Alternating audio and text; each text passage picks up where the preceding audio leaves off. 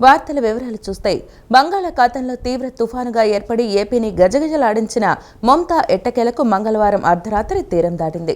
మచిలీపట్నం కళింగపట్నం మధ్య కాకినాడకు దక్షిణంగా నరసాపురానికి దగ్గరలో తీరం దాటినట్లు ఐఎండీ ప్రకటించింది. బంగాళాఖాతంలో తీవ్ర తుఫానుగా ఏర్పడి ఏపీని గజగజలాడించిన మొంతా ఎట్టకేలకు మంగళవారం అర్ధరాత్రి తీరం దాటింది. మచిలీపట్నం కళింగపట్నం మధ్య కాకినాడకు దక్షిణంగా నరసాపురానికి దగ్గరలో తీరం దాటినట్లు ఐఎండీ ప్రకటించింది.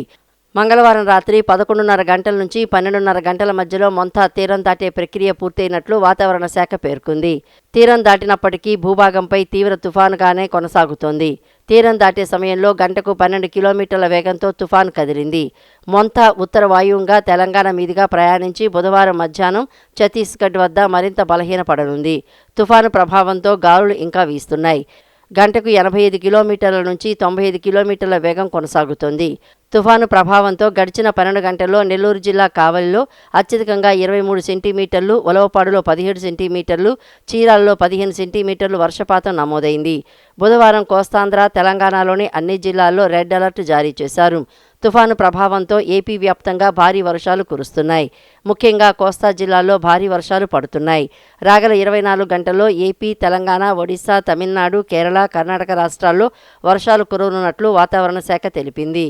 2 రోజులుగా రాష్ట్రంలో కురుస్తున్న భారీ వర్షాలకు ఎక్కడెక్కడ ఎంత ప్రాంతం నీట మునిగింది, ఏ వాగులు పొంగే ప్రమాదం ఉందో అంచనా వేసి లోతట్టు ప్రాంతాల ప్రజల్ని అప్రమత్తం చేయాలని ముఖ్యమంత్రి చంద్రబాబు అధికారులను ఆదేశించారు. తుఫాను తీరం దాటిన తర్వాత కూడా భారీ వర్షాలు పడే అవకాశం ఉందని, అందువల్ల ప్రజా ప్రతినిధులు, అధికారులు సమస్యాత్మక ప్రాంతాల్లో ఉండాలని సీఎం సూచించారు. తుఫాను సహాయ చర్యలపై వెలగపూడి సచివాలయంలోని ఆర్టీజీఎస్లో సీఎం ఉప ముఖ్యమంత్రి పవన్ కళ్యాణ్తో కలిసి సమీక్షించారు.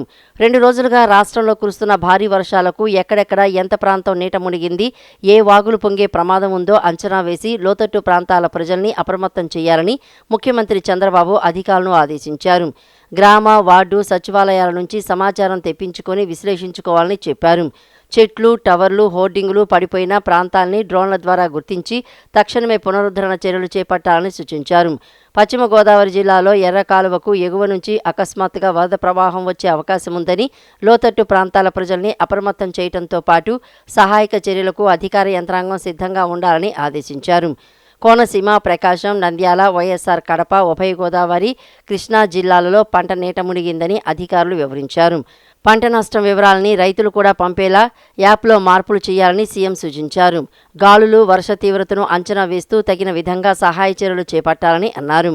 ప్రస్తుతం రాయలసీమలో వర్షాలు లేవని, ఎగువ నుంచి వచ్చే కృష్ణా ప్రవాహాలతో అక్కడి చెరువులు నింపే చర్యలు తీసుకోవాలని ఆదేశించారు.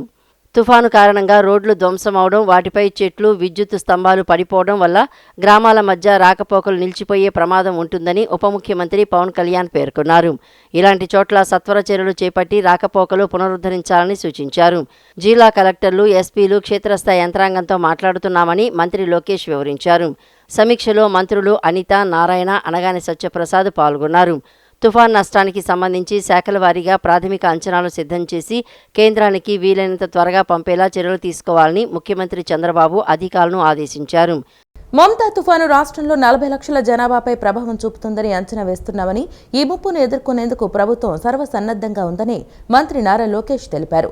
తుఫాను గమనం, సహాయక చర్యల్ని రాష్ట్ర సచివాలయంలోని ఆర్టీజీఎస్ కేంద్రం నుంచి నిరంతరం పర్యవేక్షిస్తూ అధికార యంత్రాంగాన్ని అప్రమత్తం చేస్తున్నారు. తుఫాను గమనం, సహాయక చర్యల్ని రాష్ట్ర సచివాలయంలోని ఆర్టీజీఎస్ కేంద్రం నుంచి నిరంతరం పర్యవేక్షిస్తున్న మంత్రి నారా లోకేష్ మీడియాతో మాట్లాడారు. తుఫానుపై ప్రధాని నరేంద్ర మోడీ ముఖ్యమంత్రి చంద్రబాబుతో మాట్లాడారని, అవసరమైన సాయం అందిస్తామని భరోసా ఇచ్చారని లోకేష్ తెలిపారు. తుఫానుపై చంద్రబాబు యూఏఈకి వెళ్లకముందు నుంచి అధికారులను అప్రమత్తం చేస్తున్నారని, ప్రస్తుతం ప్రతి 2 గంటలకోసారి టెలికాన్ఫరెన్స్ నిర్వహిస్తున్నట్లు చెప్పారు. మొంతా తుఫాన్ రాష్ట్రంలో 40 లక్షల జనాభాపై ప్రభావం చూపుతోందని అంచనా వేస్తున్నామని, ఈ ముప్పును ఎదుర్కొనేందుకు ప్రభుత్వం సర్వసన్నద్ధంగా ఉందని అన్నారు. వరద ముంపునకు ఆస్కారం ఉన్న 1328 గ్రామాల ప్రజల్ని ఖాళీ చేయించి సురక్షిత ప్రాంతాలకు తరలించాము. నెలలు నిండిన 3465 మంది గర్భిణీలను ఆసుపత్రులకు చేర్చాము. వారికి పౌష్టికాహారం అందిస్తున్నాం. 1906 తాత్కాలిక శిబిరాలకు సహాయ సామాగ్రి పంపించాము. 14,798 పాఠశాలలకు సెలవులు ప్రకటించాం. వాటిలో 364 స్కూళ్లు రక్షణ కేంద్రాలుగా మార్చామని లోకేష్ స్పష్టం చేశారు. మమతా తుఫాను నేపథ్యంలో రాష్ట్ర అధికార యంత్రాంగం పూర్తి స్థాయిలో అప్రమత్తంగా ఉందని హోంమంత్రి వంగలపూడి అనిత తెలిపారు. ఇలాంటి విషయంలో సోషల్ మీడియా, డిజిటల్ మీడియా ద్వారా తప్పుడు ప్రచారాలకు ఆస్కారం ఇవ్వొద్దని హోంమంత్రి ఒక ప్రకటనలో కోరారు. సంచలనాల కోసం, వ్యూస్ కోసం ప్రజలను భయపెట్టేలా వ్యవహరించడం చట్టవిరుద్ధమన్నారు. అభూత కల్పనలు, అవాస్తవాలు తప్పుదారి పట్టించేలా తుఫానుకు సంబంధించిన సమాచారం ప్రజల్లోకి వెళితే ఆ ప్రభావం ముంపు ప్రాంతాల ప్రజలు, వారి కుటుంబ సభ్యులపై తీవ్రంగా ఉంటుందని, దీన్ని నివారించాల్సిన అవసరం ఉందన్నారు.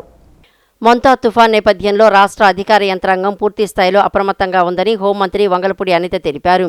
ఇలాంటి సమయంలో సోషల్ మీడియా, డిజిటల్ మీడియా ద్వారా తప్పుడు ప్రచారాలకు ఆస్కారం ఇవ్వొద్దని హోంమంత్రి ఒక ప్రకటనలో పేర్కొన్నారు. అన్ని విభాగాలు సమన్వయంతో పనిచేస్తున్నాయని ఆమె తెలిపారు. రాష్ట్రంపై తుఫాన్ ప్రభావం ఉంటుందని వాతావరణ శాఖ హెచ్చరిక వచ్చినప్పటి నుంచి సీఎం ఆదేశాలతో రాష్ట్ర ప్రభుత్వం యంత్రాంగం పూర్తిగా అలర్ట్ అయిందని, గత 3 రోజుల నుంచి రాష్ట్ర ప్రభుత్వం తుఫాన్ ప్రభావిత ప్రాంతాల్లో అవసరమైన ముందు జాగ్రత్త చర్యలు తీసుకుంటోందని మంత్రి అనిత వివరించారు. సీఎం చంద్రబాబుతో పాటు ఐటీ మంత్రి నారా లోకేష్ తాను ఆర్టీజీ సెంటర్ నుంచి సమీక్ష నిర్వహించి అన్ని విభాగాలను అలర్ట్ చేశామని, యంత్రాంగాన్ని సిద్ధం చేశామని అనిత చెప్పారు. తుఫాను ప్రభావిత ప్రాంతాల్లో జిల్లా కలెక్టర్లు, ఎస్పీలు సహా వివిధ శాఖలకు చెందిన ఉద్యోగులందరూ సమన్వయంతో పనిచేయటానికి అవసరమైన ప్రణాళికను ప్రభుత్వం సిద్ధం చేసిందని, జిల్లాలకు ప్రత్యేక అధికారులను నియమించడంతో పాటు తుఫాను సహాయక చర్యలకు అవసరమైన నిధులను విడుదల చేశారని వివరించారు. అలాగే కంట్రోల్ రూములు ఏర్పాటు చేసిన ప్రభుత్వం మీడియా ద్వారా, సోషల్ మీడియా ద్వారా కూడా ఎప్పటికప్పుడు ప్రజలకు సమాచారం చేరవేస్తోందని ఆ ప్రకటనలో హోంమంత్రి పేర్కొన్నారు. ఇలాంటి సమయంలో ప్రజలకు వేగంగా సమాచారాన్ని చేరవేసే సోషల్ మీడియా, డిజిటల్ మీడియా సంస్థలు తుఫాను వార్తల కవరేజీ విషయంలో సంయమనం పాటించాల్సిన అవసరం ఉందని అనిత అభిప్రాయపడ్డారు. అయితే ఇలాంటి విపత్కర పరిస్థితుల్లో కొన్ని మీడియా సంస్థలు సోషల్ మీడియా, డిజిటల్ మీడియా ప్లాట్ఫారాలపై తుఫాను గురించి తప్పుడు ప్రచారాలు చేస్తున్నట్లు ప్రభుత్వ పరిశీలనలో తేలిందని ఆమె చెప్పారు. ఈ క్రమంలో కొన్ని యూట్యూబ్ ఛానళ్లు, డిజిటల్ మీడియా సంస్థలు పెట్టే థంబ్ నెయిల్స్ ప్రజలను భయపెట్టేలా ఉంటున్నాయని అన్నారు. సోషల్ మీడియా, డిజిటల్ మీడియాలో పెడుతున్న కొన్ని థంబ్ నెయిల్స్ ప్రజలను భయభ్రాంతులకు గురిచేసేలా ఉన్నాయని, ఈ మేరకు ఆర్టీజీ సెంటర్ నుంచి తమకు సమాచారం వచ్చిందని అనిత తెలిపారు. సంచలనాల కోసం పెట్టే తప్పుడు హ్యాడింగులు, థంబ్ నెయిల్స్ కారణంగా ప్రజల్లో తీవ్ర గందరగోళం నెలకొనే అవకాశం ఉందని ఆమె చెప్పారు. ఇది ప్రజల్లో అలజడికి కారణమవుతుందని, ఈ నేపథ్యంలో తుఫాను విషయంలో ప్రజలను భయభ్రాంతులకు గురిచేసేలా కాకుండా వాస్తవాలకు అద్దం పట్టే విధంగా వార్తల కవరేజీ చేయాలని సోషల్ మీడియా, డిజిటల్ మీడియా సంస్థలను అనిత కోరారు. తుఫాన్ పట్ల ప్రజలందరినీ కూడా రాష్ట్ర ప్రభుత్వం అప్రమత్తం చేయడం జరిగింది. అందరి కలెక్టర్స్ కి, అదేవిధంగా ఎస్పీస్ కి ఇన్స్ట్రక్షన్స్ కూడా ఇవ్వడం జరిగింది. ఈ టైం కి ఎన్డీఆర్ఎఫ్ టీంలు, ఎస్డీఆర్ఎఫ్ టీమ్స్ కూడా ఓవరాల్ గా అన్ని ప్లేసెస్ కి కూడా చేరుకోవడం కూడా జరిగింది. ఎన్డీఆర్ఎఫ్ టీమ్స్ ఉన్న 13 టీంలతో పాటు ఇంకొక 3 టీంలు ఎక్స్ట్రా కూడా ఈ రోజు రాష్ట్ర ప్రభుత్వానికి ఇక్కడికి రావడం జరిగింది. వీటితో పాటు అన్ని తుఫాన్ షెల్టర్స్ ని, అదేవిధంగా ఎక్కడెక్కడైతే చిన్నపిల్లల తల్లులు ఉన్నారో, చంటి పిల్లలు ఉన్నారో వాళ్ళందరినీ కూడా సురక్షిత ప్రాంతాలకు తరలించడం, సివిల్ సప్లైస్ డిపార్ట్మెంట్ దగ్గర నుంచి నిత్యావసర వస్తువులన్నీ కూడా ఆయా ప్లేసులకి తరలించడం అవన్నీ కూడా జరిగినాయి. ఓవరాల్ గా కలెక్టర్స్ దగ్గర నుంచి, ఎస్పీస్ దగ్గర నుంచి రాష్ట్ర ప్రభుత్వ యంత్రాంగం అంతా కూడా విఆర్ఓ, విఆర్ఏ స్థాయి వరకు ప్రతి ఒక్కరు కూడా, గ్రామ సచివాలయ సిబ్బంది అందరూ కూడా అలర్ట్ గా ఉన్నారు. కాబట్టి ప్రజలు భయాందోళనకు గురి కాకుండా ప్రజలు ప్రభుత్వానికి సహకరించాల్సిందిగా మనస్ఫూర్తిగా నేను కోరుకుంటున్నానండి. తుఫాన్ ఏదైతే ఉందో ఇది రేపటికి కొంచెం బలపడే అవకాశం ఉంది. రేపు సాయంత్రం నుంచి నైట్ మిడ్ నైట్ లో ఏదో ఒక టైంలో మనకి తీరం కూడా దాటే పరిస్థితి ఉంది. యాజ్ ఆఫ్ నౌ ఇప్పుడు కాకినాడ దగ్గర తీరం దాటే పరిస్థితి ఉందని చెప్పేసి మనకందరికీ కూడా ఇన్ఫర్మేషన్ వచ్చింది. సో దట్ దానికి బేస్ చేసుకుని ఈ రోజు రాష్ట్ర ప్రభుత్వ యంత్రాంగం అంతా కూడా అలర్ట్ గా ఉంది. నేను మళ్ళీ కోరుకుంటున్నా, మత్స్యకారులు ఈ టైం కి ఎవరు కూడా సముద్రానికి వెళ్ళొద్దని చెప్పడం జరిగింది. వెళ్లిన వాళ్ళందరూ కూడా సురక్షితంగా ఆల్రెడీ తిరిగి వచ్చేసిన ఇన్ఫర్మేషన్ కూడా మా దగ్గర ఉంది. సముద్ర తీరానికి దగ్గరగా ఉన్న విలేజెస్ ని స్పెషల్ గా ఫోకస్ చేసుకోవడం, అదేవిధంగా ఎఫెక్ట్ ఎక్కువగా ఉన్న మండలాలను కూడా స్పెషల్ గా ఫోకస్. మమతా తుఫానును సమర్థవంతంగా ఎదుర్కొనేందుకు రాష్ట్ర ప్రభుత్వం అన్ని విధాలా సిద్ధంగా ఉందని రాష్ట్ర కార్మికులు, కర్మాగారాలు, బాయిలర్లు, బీమా, వైద్య సేవల శాఖ మంత్రి, కృష్ణా జిల్లా ఇన్ఛార్జి మంత్రి వాసంశెట్టి సుభాష్, మంత్రి కొల్లు రవీంద్ర పేర్కొన్నారు. జిల్లాలోని లోతట్టు ప్రాంతాలు, ప్రమాదకర ప్రాంతాల నుండి ప్రజలను తరలించేందుకు 222 సురక్షిత పునరావాస కేంద్రాలను గుర్తించామని, అందులో అవసరాన్ని బట్టి 162 కేంద్రాలను ఏర్పాటు చేశామన్నారు. జిల్లాలో 2 ఎన్డీఆర్ఎఫ్ బృందాలు సిద్ధంగా ఉన్నాయని, అందులో ఒకటి మచిలీపట్నం, రెండవది గుడివాడలో ఉన్నాయన్నారు. నావికాదళం, సైనిక దళం సేవలను కూడా అవసరమైన పక్షంలో వినియోగించుకునేందుకు సిద్ధంగా ఉన్నామన్నారు. కృష్ణా జిల్లా ఇన్ఛార్జి మంత్రి వాసంశెట్టి సుభాష్, రాష్ట్ర గనులు, భూగర్భ వనరులు, ఎక్సైజ్ శాఖ మంత్రి కొల్లు రవీంద్ర, ఆర్టీసీ చైర్మన్ కొనకళ్ళ నారాయణరావుతో కలిసి మచిలీపట్నం మండలంలోని తాళ్లపాలెం పంచాయతీ గిరిపురంలో మండల పరిషత్తు పాఠశాలలో ఏర్పాటు చేసిన పునరావాస కేంద్రాన్ని సందర్శించి అక్కడి ఏర్పాట్లను పరిశీలించారు. అనంతరం మంగినపూడి బీచ్ను సందర్శించి అక్కడ ఎగిసిపడుతున్న అలలను, బలమైన ఈదురుగాలను పరిశీలించారు. అనంతరం మంత్రి వాసంశెట్టి సుభాష్ ప్రతినిధులతో మాట్లాడుతూ మోంతా తుఫాను ప్రభావాన్ని సమర్థవంతంగా ఎదుర్కొనేందుకు జిల్లా అధికార యంత్రాంగం అంతా పూర్తిగా ఏర్పాట్లు చేసిందన్నారు. రెవెన్యూ, పోలీసు, విద్యుత్తు తదితర అన్ని ప్రభుత్వ శాఖలు తుఫాను సహాయక చర్యలు చేపట్టేందుకు చాలా అప్రమత్తంగా ఉన్నారని అన్నారు. కమ్యూనికేషన్ వ్యవస్థ దెబ్బతినకుండా మొబైల్ నెట్వర్క్ సంబంధించి అదనంగా జనరేటర్లు ఏర్పాటు చేశామన్నారు. అలాగే అన్ని పునరావాస కేంద్రాల్లోనూ ఉచిత వైద్య ఆరోగ్య శిబిరాలను ఏర్పాటు చేసి అవసరమైన మందులను అందుబాటులో ఉంచినట్లు చెప్పారు. వాతావరణ శాఖ ప్రకటించిన తుఫాను హెచ్చరికల నేపథ్యంలో విద్యార్థులందరికీ సెలవులు ప్రకటించామని, వారితో పాటు ప్రజలందరూ కూడా బయటకు రాకుండా సురక్షితంగా వారి ఇళ్లలోనే జాగ్రత్తగా ఉండాలని అన్నారు. మోంతా తుఫాను నేపథ్యంలో అధికారులు అప్రమత్తంగా ఉండాలని, ప్రజలకు ఎలాంటి అసౌకర్యం లేకుండా చూడాలని రాష్ట్ర గృహ నిర్మాణం, సమాచార మరియు పౌర సంబంధాల శాఖ మంత్రి కొలుసు పార్థసారథి ఆదేశించారు. గండ్లు తెగిపోయిన చెరువుల వద్ద తీసుకోవాల్సిన రక్షణ చర్యలపై మంత్రి అధికారులకు పలు సూచనలు చేశారు. పోలీసు అధికారులు ఎప్పటికప్పుడు గండ్లు తెగిన చెరువుల వద్ద నిఘా పెట్టాలని, ఎలాంటి ప్రాణనష్టం జరగకుండా అవసరమైన చర్యలు తీసుకోవాలని ఆదేశించారు. తుఫాను తీరం దాటి వాతావరణం అనుకూలించే వరకు ప్రజలంతా అప్రమత్తంగా ఉండాలని తెలిపారు. మోంతా తుఫాను ప్రభావిత ప్రాంతాల్లో రాష్ట్ర గృహ నిర్మాణం, సమాచార మరియు పౌర సంబంధాల శాఖ మంత్రి కొలుసు పార్థసారథి పర్యటించారు. ఏలూరు జిల్లా నూజివీడు నియోజకవర్గంలోని ఆగిరిపల్లి మండలం నెక్కలంగూడెం, ఆగిరిపల్లి గ్రామాల్లో మంత్రి పార్థసారథి అధికారులతో కలిసి పర్యటించారు. భారీ వర్షాల నేపథ్యంలో గండ్లు తెగిపోయిన చెరువుల వద్ద మంత్రి పర్యటించారు. అక్కడి పరిస్థితులపై మంత్రి అధికారులను అడిగి ఆరా తీశారు. తీసుకోవాల్సిన నష్ట నివారణ చర్యలపై అధికారులు స్థానిక ప్రజలతో చర్చించారు. ప్రజలకు ఎలాంటి అసౌకర్యం లేకుండా చూడాలని ఆదేశించారు. గండ్లు తెగిపోయిన చెరువుల వద్ద తీసుకోవాల్సిన రక్షణ చర్యలపై మంత్రి అధికారులకు పలు సూచనలు చేశారు. స్థానిక ప్రజలకు తుఫాను ప్రభావం ఏ విధంగా ఉండబోతోంది, ప్రాణ, ఆస్తి నష్టం జరగకుండా ఉండాలంటే ఎలాంటి చర్యలు తీసుకోవాలి అనే అంశంపై అవగాహన కల్పించారు. అధికారులు చెప్పే సూచనలు తూచా తప్పకుండా పాటించాలని కోరారు. తుఫాను నేపథ్యంలో ప్రభుత్వం తీసుకుంటున్న చర్యలు, ప్రజలకు అందించాల్సిన సహాయ సహకారాలపై మంత్రి స్థానికులకు వివరించారు. పోలీసు అధికారులు ఎప్పటికప్పుడు గండ్లు తెగిన చెరువుల వద్ద నిఘా పెట్టాలని, ఎలాంటి ప్రాణ నష్టం జరగకుండా అవసరమైన చర్యలు తీసుకోవాలని ఆదేశించారు. కార్యక్రమంలో జిల్లా అధికారులు, మండల స్థాయి అధికారులు, స్థానిక అధికారులు పాల్గొన్నారు. మోంతా తుఫాను వలన ప్రజలకు ఎలాంటి ఇబ్బంది కలగకుండా రాష్ట్ర ప్రభుత్వం అన్ని విధాలా ఆదుకుంటుందని రాష్ట్ర గనులు, భూగర్భ వనరులు, ఎక్సైజ్ శాఖ మంత్రి కొల్లు రవీంద్ర పేర్కొన్నారు. ప్రజలకు ఎలాంటి ఇబ్బంది కలగకుండా మచిలీపట్నం నియోజకవర్గంలో 18 పునరావాస కేంద్రాలను ఏర్పాటు చేశామన్నారు. అందులో దక్షిణంలో 11, ఉత్తరంలో 7 సురక్షిత పునరావాస కేంద్రాలు ఏర్పాటు చేశామన్నారు. ఇంకా అవసరమైతే అదనంగా పునరావాస కేంద్రాలను ఏర్పాటు చేస్తామన్నారు. ఆ కేంద్రాల్లో మంచినీరు, మరుగుదొడ్లు తదితర మౌలిక సదుపాయాలతో పాటు వారికి కావలసిన మంచి ఆహారం అందిస్తున్నామన్నారు.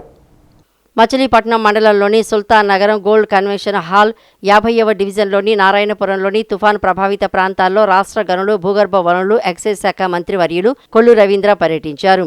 అక్కడ మోటార్లతో మురికి కాలువలోని నీటిని పక్కనున్న చెరువులోకి తోడే కార్యక్రమాన్ని మంత్రి పరిశీలించారు. సుల్తాన్ నగర్లో మంత్రి మురుగునీటి వ్యవస్థను పరిశీలించారు. అనంతరం 50వ డివిజన్ నారాయణపురంలోని వార్డు సచివాలయంలో ఏర్పాటు చేసిన ఉచిత వైద్య శిబిరాన్ని, అక్కడే పై భవనంలో ఏర్పాటు చేసిన పునరావాస కేంద్రాన్ని మంత్రి పరిశీలించారు.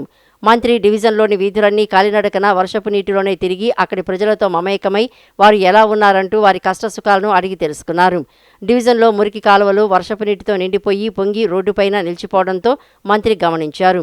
ఈ సందర్భంగా పలువురు మహిళలు మాట్లాడుతూ రహదారి ఎత్తు తగ్గడంతో వర్షపు నీరు ఇళ్లలోకి వస్తోందని, మోకాటి లోతులో నీరు ఉందని, పిల్లలు జ్వరాలు, జబ్బులతో చాలామంది ఇబ్బంది పడుతున్నామని, ఇల్లు మంజూరు చేయాలని మంత్రి దృష్టికి తీసుకువచ్చారు. ఈ సందర్భంగా మంత్రి వెంటనే స్పందిస్తూ వారు ఎలాగున్నారు అని తెలుసుకోవడానికి తాను వచ్చానని అంటూ వారి ఇబ్బందులను తొలగించే ఏర్పాట్లు చేస్తున్నట్లు చెప్పారు. నారాయణపురంలోనే సుందరయ్య భవన్లో పునరావాస కేంద్రం ఏర్పాటు చేశామని, అక్కడి ప్రజలకు ఆహారం, మంచినీరు తదితర సౌకర్యాలతో పాటు ఉచిత వైద్య శిబిరం కూడా ఏర్పాటు చేసినట్లు చెప్పారు. శిబిరాన్ని ప్రజలందరూ సద్వినియోగం చేసుకోవాలని అన్నారు. అనంతరం మంత్రి మీడియా ప్రతినిధులతో మాట్లాడుతూ మచిలీపట్నం నగరంలోని 40, 42, 50 డివిజన్లలో శివగంగా ప్రాంతంలో వర్షపు నీరు నిలిచి ప్రజలు కొంత ఇబ్బంది పడుతున్నట్లు చెప్పారు. వర్షపు నీటిని తోడేందుకు మోటార్లను ఏర్పాటు చేసి బయటికి దూరంగా మళ్లిస్తున్నామని అన్నారు. మచిలీపట్నం నియోజకవర్గంలో 18 పునరావాస కేంద్రాలను ఏర్పాటు చేశామన్నారు. అంతేకాకుండా ఉచితంగా వైద్య శిబిరాన్ని కూడా ఏర్పాట్లు చేశామని, జ్వరము, జలుబు, దగ్గు తదితర అవసరమైన మందులను అందుబాటులో ఉంచామన్నారు. రెవెన్యూ, పోలీసు, మున్సిపల్ అధికారులు అప్రమత్తంగా ఉన్నారని, ఎప్పటికప్పుడు పరిస్థితులను గమనించుకుంటూ తగిన విధంగా చర్యలు తీసుకుంటున్నట్టు చెప్పారు. రాష్ట్ర రైతాంగానికి ఉపశమనం కల్పించేలా కాటన్ కార్పొరేషన్ ఆఫ్ ఇండియా ద్వారా పత్తి కొనుగోలు కేంద్రాలను రేపటి నుంచి ప్రారంభించాలని వ్యవసాయ శాఖ మంత్రి కింజరాపు అచ్చెన్నాయుడు కీలక ఆదేశాలు జారీ చేశారు. ప్రస్తుతం మొంతా తుఫాను తీవ్రత నేపథ్యంలో రైతులు నష్టపోకుండా ఉండేందుకు గాను రాష్ట్ర వ్యాప్తంగా ఏర్పాటు చేసిన 30 కొనుగోలు కేంద్రాలలో తక్షణమే ప్రతి సేకరణ చేపట్టాలని సీసీఐ సంబంధిత అధికారులకు మంత్రి స్పష్టం చేశారు. ఈ సందర్భంగా 2025-26 సంవత్సరానికి 4.56 లక్షల హెక్టార్లలో ప్రత్తి సాగైనట్లు, సుమారు 8 లక్షల మెట్రిక్ టన్నుల దిగుబడి అంచనా వేస్తున్నట్లు తెలిపారు. మొంతా తుఫాన్ తీవ్ర నేపథ్యంలో రైతులు నష్టపోకుండా ఉండేందుకు గాను రాష్ట్ర వ్యాప్తంగా ఏర్పాటు చేసిన 30 కొనుగోలు కేంద్రాలతో తక్షణమే ప్రత్తి సేకరణ చేపట్టాలని సీసీఐ సంబంధిత అధికారులకు మంత్రి అచ్చెన్నాయుడు స్పష్టం చేశారు.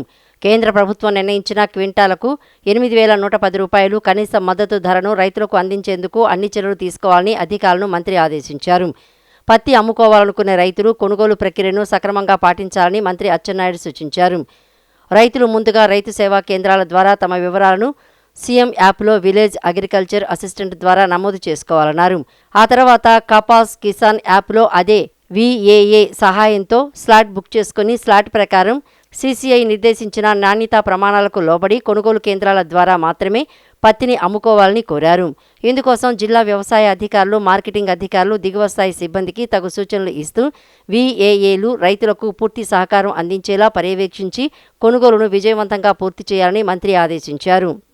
జిల్లాలో ఎక్కడా ఎవరికీ ఇబ్బంది లేకుండా ప్రజా భద్రత, క్షేమమే లక్ష్యంగా తుఫాను ప్రతిస్పందన చర్యలు తీసుకుంటామని విజయవాడ అర్బన్ గ్రామీణ ప్రాంతాలతో పాటు నందిగామ, తిరువూరు డివిజన్లలోనూ అన్ని సౌకర్యాలతో పునరావాస కేంద్రాలు ఏర్పాటు చేశామని జిల్లా కలెక్టర్ డాక్టర్ జి. లక్ష్మీషా తెలిపారు. మొంతా తుఫానుకు సంబంధించి క్షేత్రస్థాయి తనిఖీల్లో భాగంగా కలెక్టర్ లక్ష్మీషా విజయవాడ అర్బన్ పరిధిలోని విద్యాధరపురం జీఎన్ఆర్ స్కూల్లో పునరావాస కేంద్రాన్ని తనిఖీ చేశారు. అప్పటికే ఈ కేంద్రంలో 23 మంది ఉండగా వారితో మాట్లాడి సౌకర్యాల గురించి అడిగి తెలుసుకున్నారు. ఈ సందర్భంగా కలెక్టర్ లక్ష్మీషా అల్పాహారంతో పాటు భోజనం, తాగునీరు, వైద్య సేవలు ఇలా ప్రతి విషయంలో నాణ్యతకు ప్రాధాన్యం ఇవ్వాలని, ఎట్టి పరిస్థితుల్లోనూ రాజీ పడొద్దని అధికారులకు సూచించారు. పారిశుద్ధ్యంపైన ప్రత్యేక దృష్టి పెట్టాలని, ప్రజల ఆరోగ్యానికి భరోసా కల్పించేలా చర్యలు తీసుకోవాలన్నారు. పునరావాస కేంద్రంలో టీవీ కూడా ఏర్పాటు చేయాలని కలెక్టర్ లక్ష్మీషా సూచించారు. ప్రజలకు అధిక వడ్డీ ఇస్తామని ఆశ చూపి కోట్లాది రూపాయలు డిపాజిట్ సేకరించి మోసం చేసిన అద్వికా ట్రేడింగ్ కంపెనీ ఎండీ ఆదిత్య, అతని భార్య సుజాత, మరికొందరు కీలక ఏజెంట్లను అదుపులోకి తీసుకున్నట్లు విజయవాడ పోలీస్ కమిషనర్ రాజశేఖర్ బాబు తెలిపారు. అధిక వడ్డీ వస్తోందని ఆశపడి డబ్బులు కట్టి మోసపోవద్దని, ప్రభుత్వ లైసెన్స్ ఉన్న సంస్థల్లో మాత్రమే పొదుపు చేసుకోవాలని సూచించారు. బందర్ రోడ్లోని పోలీస్ కమిషనర్ కార్యాలయంలో పోలీస్ కమిషనర్ ఎస్వి రాజశేఖర్ బాబు విలేకరుల సమావేశాన్ని నిర్వహించారు. రాజశేఖర్ బాబు మీడియాతో మాట్లాడుతూ విజయవాడ కేంద్రంగా 4 నెలల క్రితం వెలుగులోకి వచ్చిన అద్వికా ట్రేడింగ్ మార్కెటింగ్ కంపెనీ మోసం కేసులో ప్రధాన నిందితులైన తాడేపల్లి ఆదిత్య, సుజాత దంపతులతో పాటు వారికి సహకరించిన 2 కీలక ఏజెంట్లను పోలీసులు అరెస్ట్ చేశారు. ఈ ఏడాది జూన్ 26న బాధితుడు గణేష్ చంద్ర, అతడి కుటుంబ సభ్యులు మాచవరం పోలీస్ స్టేషన్లో ఫిర్యాదు చేశారు. వేల మంది బాధితులు కావడం, నష్టపోయిన మొత్తం 140 కోట్ల వరకు ఉండటంతో లోతైన దర్యాప్తు కోసం విజయవాడ పోలీసు ప్రత్యేక బృందాలను నియమించి కేసు దర్యాప్తు చేపట్టినట్లు కమిషనర్ ఎస్వి రాజశేఖర్ బాబు పేర్కొన్నారు. అద్వికా ట్రేడింగ్ కంపెనీ వ్యవస్థాపకులు తాడేపల్లి ఆదిత్య మాటలు నమ్మి 53 లక్షలు డిపాజిట్ చేసినట్లు గణేష్ చంద్ర పోలీసులకు తెలిపారు. తనకు తిరిగి 13 లక్షలు ఇచ్చి కంపెనీ మూసేశారని, న్యాయం చేయాలని కోరడంతో మాచవరం పోలీసులు కేసు నమోదు చేశారు. ఈ కేసులో సంస్థ ఎండీ ఆదిత్య, అతడి భార్య సుజాతను పోలీసులు అరెస్ట్ చేశారు. ఏజెంట్లు బాలకృష్ణమూర్తి, నాగలక్ష్మీదేవిని అరెస్ట్ చేసినట్లు కమిషనర్ రాజశేఖర్ బాబు తెలిపారు. ఈ కేసులో 1355 మంది వరకు ఉన్నట్లు దర్యాప్తులో తేలిందన్నారు. 2022 నుండి ఇప్పటి వరకు అద్వికా ట్రేడింగ్ కంపెనీ అధిక లాభాలు ఆశ చూపి ప్రజలను మభ్యపెట్టి సుమారు 1400 మంది వద్ద నుండి సుమారు 350 కోట్లు డిపాజిట్లు సేకరించి దానిలో కొంత భాగాన్ని దుబాయ్లో ఉన్న క్యాబినా ట్రేడింగ్, మల్టీ బ్యాంకింగ్, ఫారెక్స్ వంటి విదేశీ ప్లాట్ఫామ్లకు బదిలీ చేశారని తెలిపారు. డబ్బులకు ఆశపడి కొంతమంది ఏజెంట్స్ ప్రజలకు అధిక వడ్డీ ఇస్తామని ఆశ చూపి డిపాజిట్లు సేకరించడంలో సహకరించారు. ఆన్లైన్ ట్రేడింగ్లో సుమారు 14 కోట్లు లాసు వచ్చినా కొత్తగా సేకరించిన డిపాజిట్లనే పాతవారికి వడ్డీ కింద ఇచ్చారు. డిపాజిట్లదారులకు వడ్డీ కట్టలేని స్థితికి వచ్చేసరికి పారిపోయారని తెలిపారు. విచారణలో అద్వికా ట్రేడింగ్ కంపెనీలో మూసివేసే సమయానికి సుమారు 1350 మంది డిపాజిటర్స్, 60 మంది ఏజెంట్లు ఉండగా వారిలో 1150 మంది డిపాజిటర్ నష్టపోయిన డబ్బులు 135 కోట్లు, సుమారు 25 ఏజెంట్లు నష్టపోయింది 8 కోట్లు, మొత్తం 143 కోట్లు ఆదిత్య, అతని భార్య వారికి సహకరించినట్లుగా విచారణలో తేలిందని పేర్కొన్నారు. 23 లక్షల నగదు, 570 గ్రాముల బంగారం వస్తువులు, 750 గ్రాముల వెండి వస్తువులు, టాటా సఫారీ కారు, కంప్యూటర్లు స్వాధీనం చేసుకున్నట్లు పోలీస్ కమిషనర్ రాజశేఖర్ బాబు స్పష్టం చేశారు. 100 crores ప్రాపర్టీస్గా మార్చాడా అనేది మనం తేలాల్సి ఉంది. So what ever it may be 100 + 21 + 4 125 crores, 135 crores లోజర్స్కి ఈ 125 crores మనం కానీ కేసు జాగ్రత్తగా ముందుకు తీసుకెళ్తే అందరికీ న్యాయం చేయొచ్చు అనే అవకాశం ఉంటుంది. సో దాని గురించే ప్రయత్నాలు చేస్తున్నాము. అద్వైకా కేసు, అదేవిధంగా యూపిక్స్ కేసు, ఈ 2 కేసులు కూడా మనము స్పెషల్ కోర్టులో, ఎందుకంటే ఛార్జ్షీట్ వేసిన తర్వాత గవర్నమెంట్కి రాసి ఖచ్చితంగా ఈ 2 కేసెస్లో చాలా ప్రతిష్టాత్మకంగా తీసుకున్నాం కాబట్టి ఈ 2 కేసెస్లో ఖచ్చితంగా గవర్నమెంట్ రిక్వెస్ట్ చేసి స్పెషల్ కోర్టు వేపించి త్వరగా మనకు ఇది కంప్లీట్ అయ్యేటట్టు, ఇన్వెస్టిగేషన్ కంప్లీట్ అయ్యేట్టు చూస్తాము. ప్రజలకు ఒక విన్నపము, దయచేసి ఇటువంటి వైట్ కాలర్ అఫెన్సెస్ బారిన పడద్దు. మీరు చాలా దాంట్లో చాలా లూజ్ అవుతారు. సో ఇటువంటి కేసెస్ ఇంకా కొన్ని ఉన్నాయనేది మాకు తెలుస్తూ ఉంది. సో ప్రైవేట్ చిట్ వాళ్ళకు కూడా అందరికీ చెప్తున్నాము, ప్రైవేట్ చిట్స్ వేస్తే ఖచ్చితంగా మీరు కూడా ఏదో ఒక సమయంలో లాస్ అవుతారు కాబట్టి దయచేసి వీటికి దూరంగా ఉండాల్సిందిగా నేను ప్రజలని అభ్యర్థిస్తున్నాను. నిత్యం ప్రయాణికులతో కిటకిటలాడే విజయవాడ రైల్వే స్టేషన్పై ముంతా తుఫాను తీవ్ర ప్రభావం చూపించింది. తుఫాను ప్రభావంతో రైల్వే శాఖ పలు రైళ్లను రద్దు చేసింది. దీంతో రైల్వే స్టేషన్ ప్రయాణికులు లేక వెలవెలబోతుంది. రైల్వే శాఖ ముందస్తు హెచ్చరికలు, రైళ్ల రద్దుకు సంబంధించి ముందుగానే సమాచారం ఇవ్వడంతో ప్రయాణికులు తమ ప్రయాణాలను రద్దు చేసుకున్నారు. దూర ప్రాంత రైళ్లు, తుఫాను ప్రభావం లేని రాష్ట్రాల్లో నడిచే రైళ్లు మాత్రమే రాకపోకలు సాగిస్తున్నాయి. బెంగళూరు, విశాఖపట్నం రూట్లలో ఎక్కువ రైళ్లను రద్దు చేసినట్లు Vijayawada railway division public relations officer Nusrat M Mandushkar తెలిపారు. మొంతా తుఫాన్ ప్రభావంతో రైల్వే శాఖ అధికారులు ముందు జాగ్రత్తగా 120 రైళ్లను రద్దు చేశారు. తుఫాను ముందస్తు జాగ్రత్తలపై ముఖ్యమంత్రి చంద్రబాబు నాయుడు నిరంతరం సమీక్షలు నిర్వహిస్తూ వివిధ శాఖల అధికారులకు సూచనలు చేస్తున్నారు. తుఫాన్ నేపథ్యంలో రైళ్ల రాకపోకలు, రైలు ప్రయాణాలపై కూడా దృష్టి సారించాలని, తగిన చర్యలు తీసుకోవాలని రైల్వే శాఖ అధికారులకు సూచించారు. కేంద్ర రైల్వే శాఖ మంత్రి అశ్విని వైష్ణవ్ సూచనలతో దక్షిణ మధ్య రైల్వే జనరల్ మేనేజర్ తుఫాను ప్రభావంతో తీసుకోవాల్సిన జాగ్రత్తలపై శాఖాధికారులతో సమీక్షా సమావేశం నిర్వహించి పలు సూచనలు చేశారు. ఉన్నతాధికారుల ఆదేశాల మేరకు ముందు జాగ్రత్త చర్యగా 120 రైళ్లను రైల్వే శాఖ రద్దు చేసింది. 5 రైళ్లను దారి మళ్లించారు. కొన్ని రైళ్లను రీషెడ్యూల్ చేయగా 16 రైళ్లను పునరుద్ధరించారు. నిత్యం ప్రయాణికులతో కిటకిటలాడే విజయవాడ రైల్వే స్టేషన్పై మొంతా తుఫాన్ తీవ్ర ప్రభావం చూపించింది. రైల్వే శాఖ ముందస్తు హెచ్చరికలు, రైళ్ల రద్దుకు సంబంధించి ముందుగానే సమాచారం ఇవ్వడంతో ప్రయాణికులు తమ ప్రయాణాలను రద్దు చేసుకున్నారు.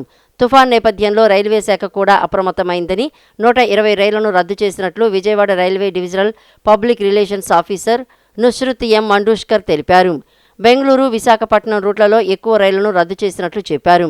కాకినాడ, విశాఖపట్నం, మచిలీపట్నం రూట్లలో వర్షాలు ప్రభావంతో రైల్వే ట్రాక్లు ఎక్కడైనా దెబ్బతింటే వెంటనే గుర్తించి చర్యలు తీసుకునేందుకు నిరంతరం పర్యవేక్షణ కోసం సిబ్బందిని కూడా నియమించామన్నారు. ఎక్కడైనా రైల్వే ట్రాక్ పునరుద్ధరణ చేయాల్సి వస్తే అవసరమైన యంత్ర పరికరాలు కూడా సిద్ధం చేసినట్లు చెప్పారు. వాతావరణ శాఖ సూచనల మేరకు ప్రజలు అత్యవసరమైతే తప్ప ప్రయాణాలు చేయవద్దని పేర్కొన్నారు. The view of Cyclone Manta, Vijayawada Division South Central Railway has done lot of preparatory work. Yesterday our general manager was here and he had reviewed the preparedness.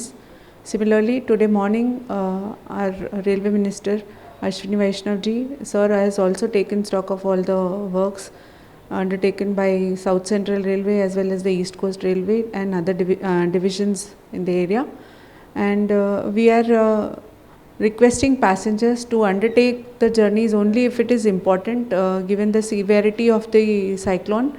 As on now we have issued 11 bulletins on which we have cancelled around 120 trains. So as of now we have issued 11 bulletins in which we have cancelled around 120 trains, of which we have restored around 17. diverted 5 trains, partially cancelled 1, and then rescheduled around 17 trains. The thing is that long distance trains are generally rescheduled or diverted so that less inconvenience is caused to the passengers.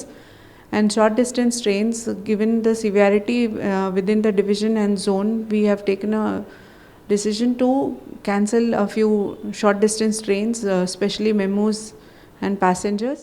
Mamata తుఫాను ప్రభావంతో Vijayawada Pandit Nehru bus స్టేషన్లో ప్రయాణికుల రద్దీ తగ్గింది.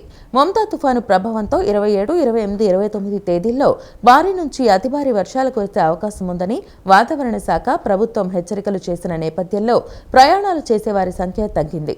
తుఫాను ప్రభావం ఎక్కువ ఉన్న ఊళ్లలో బస్సు సర్వీసులను తగ్గించారు.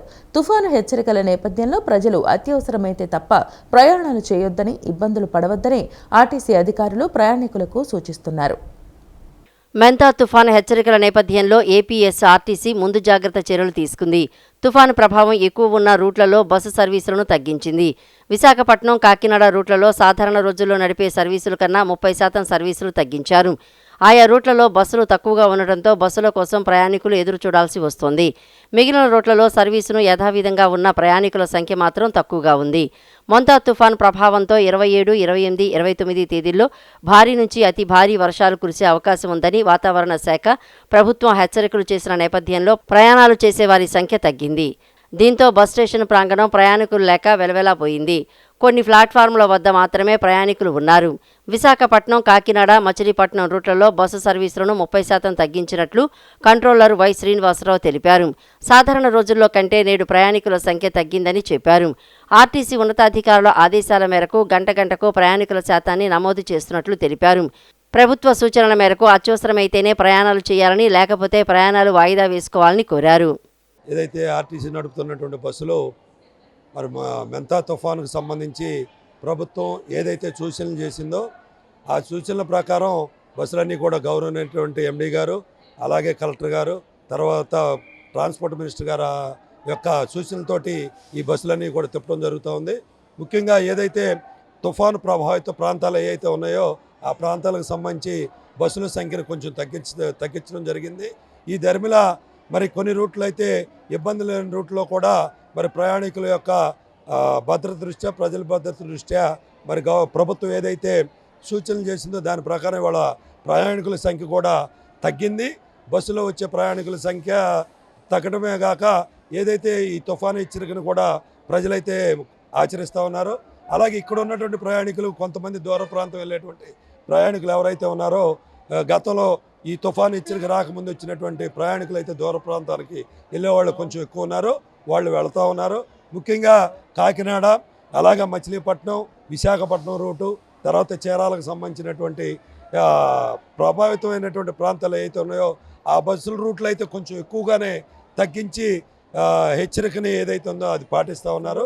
మేము మనం చేసేది ఏంటంటే ఏదైతే ఈ ప్రమాదకరమైనటువంటి తుఫాను హెచ్చరిక ఉందో దయచేసి ప్రజలు కూడా దాన్ని ఆలోచించండి. బస్సులు సంఖ్య తగ్గించడం వలన కూడా మీరు ఇబ్బంది పడకూడదు అనేటువంటి ఉద్దేశంతో మరి ప్రభుత్వం ఏదైతే సూచనలు చేసిందో దానికి అనుగుణంగా మీరు కూడా పాటించాలని. మమతా తుఫాను ప్రభావం ఉమ్మడి కృష్ణా జిల్లాపై ప్రభావం చూపిస్తోంది. జోరు వానల దాటికి పలు చోట్ల పంట పొలాలకు నష్టం వాటిల్లింది. ఈదురుగాలుల ప్రభావం ఎక్కువగానే ఉంది. లోతట్టు ప్రాంతాల్లోని ప్రజలను పరిస్థితిని బట్టి పునరావాస కేంద్రాలకు తరలించేలా అధికారులు ఏర్పాటు చేశారు. మొంతా తుఫాన్ ఉమ్మడి కృష్ణా జిల్లాపై ప్రభావం చూపిస్తోంది. జోరువానల ధాటికి పలుచోట్ల పంట పొలాలకు నష్టం వాటిల్లింది. ఈదురుగాలులు ప్రభావం ఎక్కువగానే ఉంది. లోతట్టు ప్రాంతాల్లోని ప్రజలను పరిస్థితిని బట్టి పునరావాస కేంద్రాలకు తరలించేలా అధికారులు ఏర్పాట్లు చేశారు. మొంతా తుఫాను ప్రభావంతో కృష్ణా జిల్లా అవనిగడ్డ మండలం వెనుకూరులో భారీ ఈదురుగాలులకు పెద్ద చెట్లు విరిగి రోడ్డుపై పడ్డాయి. అవనిగడ్డ నాగాయలంక ప్రధాన రహదారిపై రాకపోకలకు అంతరాయం ఏర్పడింది. చెట్టు విరిగిపడిన సమయంలో ఎవరూ లేకపోవడంతో పెను ప్రమాదం తప్పింది. వాహనదారులు ముందుకొచ్చి స్వయంగా చెట్టును పక్కకు లాగే ప్రయత్నం చేశారు.